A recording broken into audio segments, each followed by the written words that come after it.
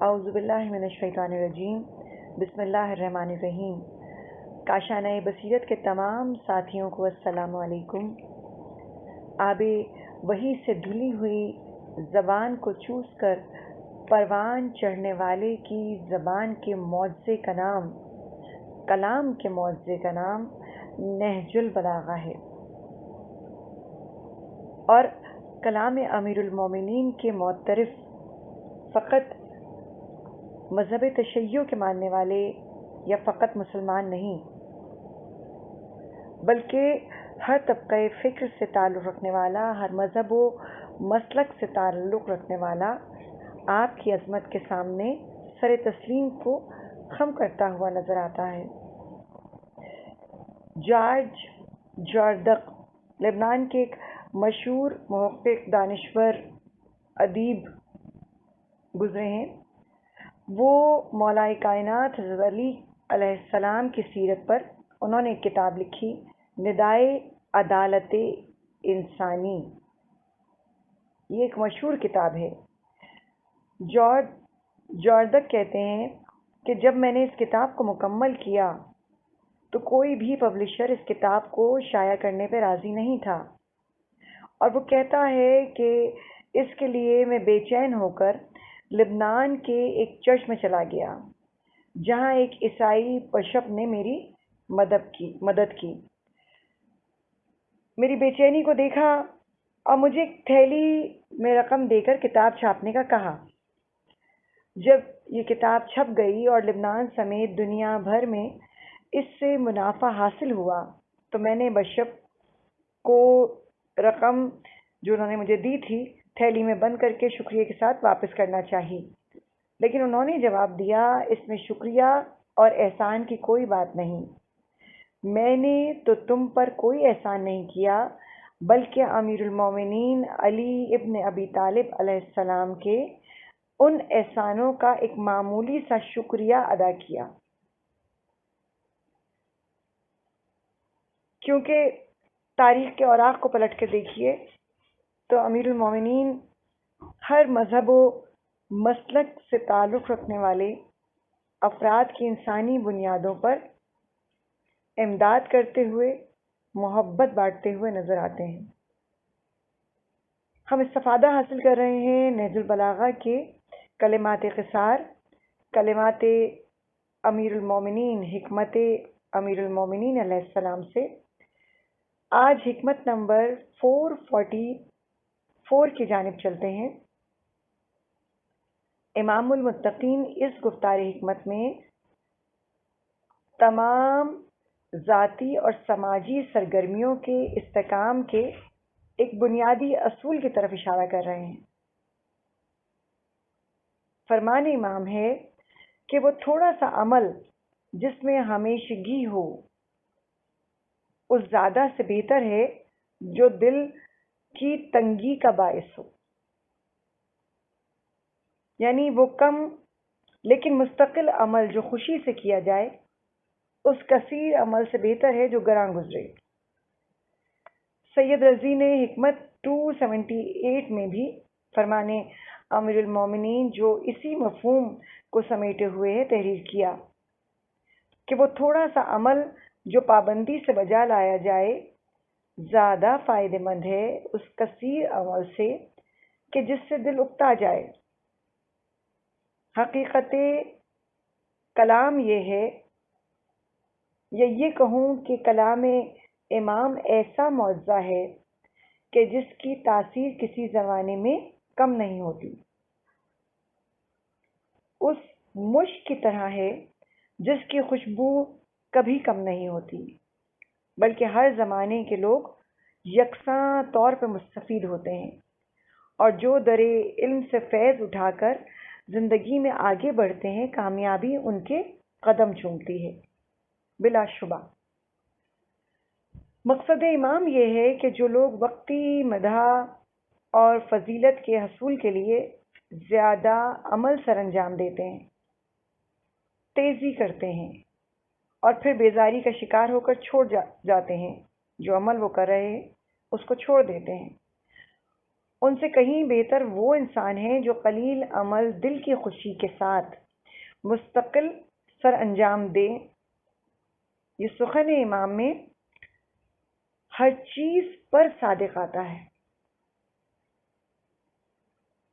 چاہے وہ عبادت ہو، چاہے اخلاقی امور، معاشرتی یا معاشی مدد ہو، علم و دانش کا حصول ہو، یا زندگی کے کسی بھی شعبے میں کوئی بھی کام انسان سر انجام دے رہا ہو۔ اس بات کی اہمیت کا اندازہ اس بات سے لگایا جا سکتا ہے کہ کچھ لوگ قرآن مجید و حمید کی تلاوت کرنے کی فضیلت کو سن کے روز و شب ہر وقت تلاوت کرتے ہیں اور خود تھک جاتے ہیں، جلدی اس کو چھوڑ دیتے ہیں، یا علم و دانش کے حصول کے لیے وہ کبھی استاد سے سیکھنا شروع کر دیتے ہیں اور کبھی مختلف دوستوں سے گفتگو کرتے ہیں، رات رات بھر محو مطالعہ رہتے ہیں، لیکن جلد ہی تھک جاتے ہیں اور بعض اوقات اس سیکھنے کے عمل سے ہی نفرت کرتے ہیں، اسے ہمیشہ کے لیے چھوڑ دیتے ہیں۔ راہ حق کے متلاشیوں کے لیے یہ طرز عمل ایک بہت بڑا خطرہ ہے، لیکن دانشمند اور دانا اس طرح کے دباؤ اور زیادہ عمل پر ہلکے اور مستقل کام کو ترجیح دیتے ہیں۔ آیت اللہ مکارم شیرازی کہتے ہیں کہ جیسے بارش کے مثال کے طور پر بارش کے قطرے جو خشک پیاسی زمین پر گرتے ہیں زمین کو سیراب کرتے ہیں، لیکن ان کا تیزی سے لگاتار برسنا طوفان بن کر زمین کو نقصان پہنچاتا ہے، ایسے ہی چلچلاتی سورج کی دھوپ پودوں کو خشک کر دیتی ہے۔ ہماری زندگی بھی ہلکی بارش سے ہونے والی آبپاشی کی طرح یا سورج کی نرم کرنوں کی طرح ہے جو آخر تک رہنمائی کرتی رہیں۔ قلیل مدتی اور زیادہ کام انسان کے لیے کبھی فائدہ مند نہیں ہوتا، جبکہ کم دباؤ مستقل کام ہمیشہ مفید رہتا ہے۔ اس موضوع کی تشریح کے لیے خود امام کے فرامین سے مدد ملتی ہے، جیسا کہ امام حکمت نمبر 312 میں فرماتے ہیں، دل کبھی مائل ہوتے ہیں اور کبھی اچاٹ ہو جاتے ہیں، لہٰذا جب مائل ہوں اس وقت انہیں مستجاب کی بجا آوری پر آمادہ کرو، اور جب اچاٹ ہوں تو واجبات پہ اکتفا کرو۔ اور حکمت 422 سے اقتباس ہے، امیر المومنین فرماتے ہیں، اچھے کام کرو اور تھوڑی سی بھلائی کو بھی حقیر نہ سمجھو، بے شک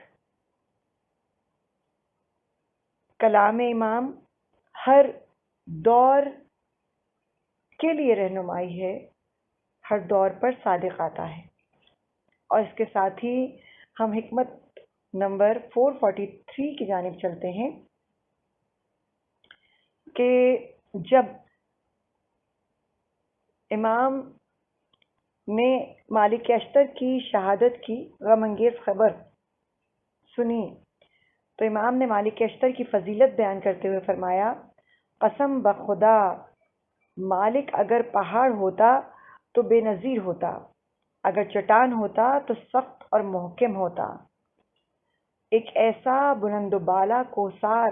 جس کی چوٹی تک کوئی پرندہ نہیں پہنچ سکتا۔ امام عالی مقام نے مختصر الفاظ میں مالک اشتر کے کردار کی مکمل اور جامع تعریف فرمائی ہے۔ امام نے مالک کو تشبیہ دی ہے ایسے پہاڑ سے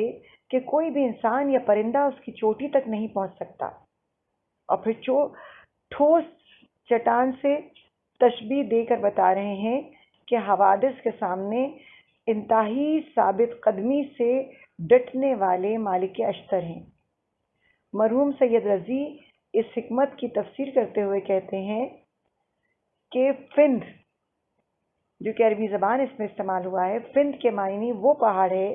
جو دوسرے پہاڑوں سے الگ ہو، یعنی یکا اور تنہا ہو۔ مولا کائنات کے تمام اصحاب اور ساتھیوں کے درمیان امیر المومنین کی نگاہ عظمت میں مالک اشتر یکو تنہا تھے۔ در حقیقت مالک اشتر کی دو اہم خصوصیات اس جملے میں ہیں۔ ایک ان کی فکری بلندی یعنی زیرک ہونا اور بلند ہمتی، دوسرے دشمن کے سامنے استقامت اور پائیداری۔ خود مالک اشتر کی پر افتخار زندگی مولائے کائنات کے اس کلام کی شاہد نظر آتی ہے۔ ان کے فہم و فکر کی بلندی کا اندازہ اس بات سے لگایا جا سکتا ہے کہ انہوں نے اپنے امام، پیشوا اور مسلمانوں کے مفاد کے علاوہ کسی کو یا کسی چیز کو تسلیم نہیں کیا، اور ان کی استقامت اور دلیری اس مقام پہ تھی کہ انہوں نے کبھی کسی بڑے سے بڑے دشمن کے سامنے سر تسلیم خم نہیں کیا۔ خاص طور پر وہ صفین کی جنگ کے میدان میں اگر بغاوت کرنے والوں نے فتنہ و فساد پھیلا کے راستہ نہ روکا ہوتا تو آپ شام اور معاویہ کی فوج کا مکمل خاتمہ کر دیتے۔ آئیے ہم جناب مالک اشتر کے کچھ تعارف کی جانب چلتے ہیں۔ مالک اشتر کی شخصیت گو کہ کسی تعارف کی محتاج نہیں ہے۔ مالک بن حارث جو مالک اشتر نخعی کے نام سے مشہور ہیں، امام علی علیہ السلام کے خاص اصحاب اور آپ کے لشکر کے کمانڈروں میں سے تھے۔ دوسری دور خلافت میں جناب ابو ذر کی حمایت اور کوفے کے گورنر پر اعتراض کرنے کے جرم میں انہیں شہر بدر کیا گیا۔ وہاں سے واپس جب آپ آئے تو لوگوں نے ان کو ہی کوفے کا گورنر مقرر کیا۔ دوران جنگ جمل اور جنگ صفین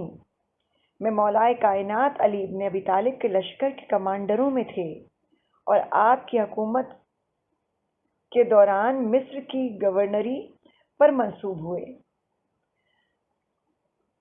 مولائے کائنات نے آپ کو سیف اللہ یعنی خدا کی تلوار کا لقب دیا۔ یہ کوئی معمولی بات نہیں ہے کہ صاحب ذوالفقار کسی کو سیف اللہ کا لقب دیں، اور عہد نامہ مالک اشتر نامی جو مشہور عہد نامہ جسے ہم آپ مالک اشتر کے عہد نامے کے نام سے جانتے ہیں، ایک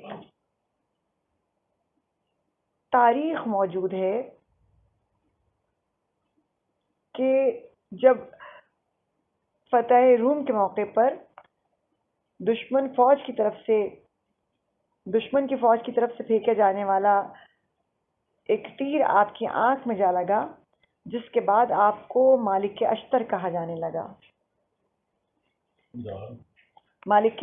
جناب مالک اشتر کی شہادت جنگ صفین سے واپس آنے کے بعد ایک جزیرے میں جب آپ رہ رہے تھے وہاں ہوئی، لیکن چونکہ اس وقت مصر میں جس کی گورنری محمد بن ابی بکر کر رہے تھے حالات نہایت پر آشوب تھے،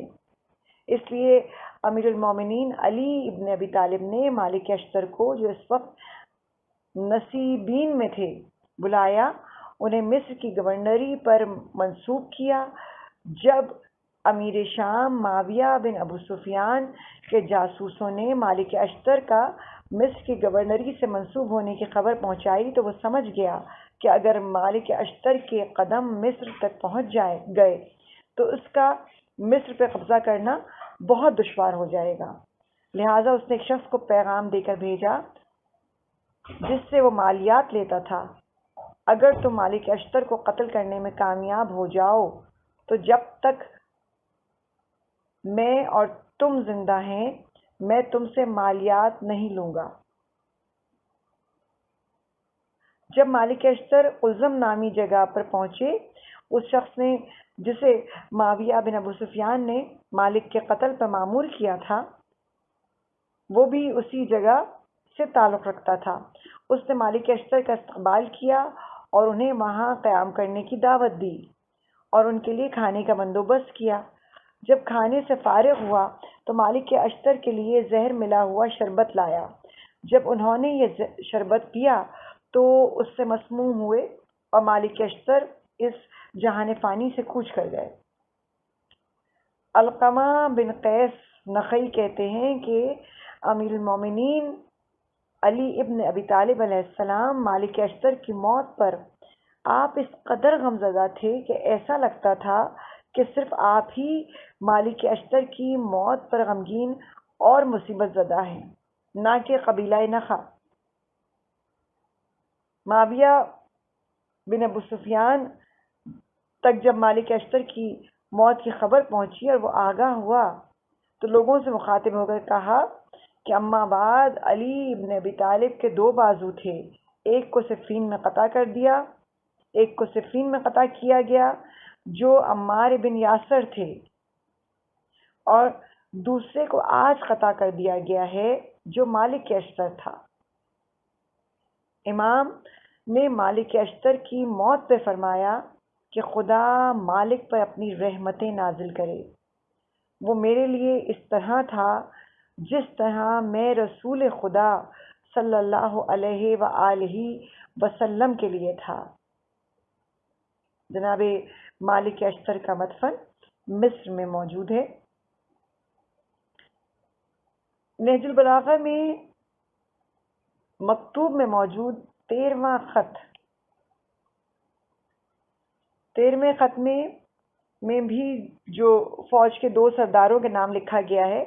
امام نے جن مختصر اور جامع الفاظ میں جناب مالک اشتر کی توصیف فرمائی اس خط میں کی ہے کہ اس سے مالک کی عقل و فراست، ہمت و جرت، فنون حرب میں تجربہ اور مہارت، ان کی شخصی عظمت و اہمیت کا اندازہ کیا جا سکتا ہے۔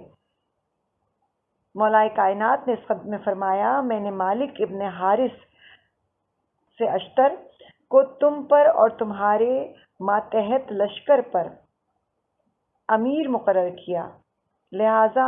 ان کے فرمان کی پیروی کرو اور انہیں اپنے لیے ذرا اور ڈھال سمجھو، کیونکہ ان لوگوں میں سے ہیں جن سے کمزوری اور لغزش کا جہاں جلدی کرنا تقاضائے ہوش مندی ہو وہاں سستی کا، اور جہاں ڈھیل کرنا مناسب ہو وہاں جلد بازی کا اندیشہ نہیں۔ مولا کائنات علی ابن ابی طالب نے جب مالک اشتر کو مصر کی گورنری پر منصوب فرمایا تو ان کے نام ایک خط تحریر فرمایا جو عہد نامہ مالک اشتر کے نام سے مشہور ہے۔ اس خط کا عمدہ حصہ حکومت کے عہدیداروں کا مسلمانوں اور غیر مسلم رعایا کے ساتھ سلوک اور انداز کی کیفیت ہے، اور ملک و قوم کی ترقی اور خوشحالی میں حکومت کے کردار کے بارے میں ہے۔ اس خط کا اب تک کئی زبانوں میں ترجمہ کیا جا چکا ہے اور اس کی شرح لکھی جا چکی ہے۔ بڑے بڑے ملکوں کے ایوانوں میں عہد نامہ مالک اشتر بہترین طرز حکومت کے عنوان سے موجود ہے۔ کاش کہ آج کے حکمران مولا کائنات کے اس خط سے استفادہ حاصل کر سکیں۔ پروردگار بارگاہ امامت میں ہماری ان ادنا سی خدمات کو قبول و منظور فرمائے۔ الہی آمین یا رب العالمین۔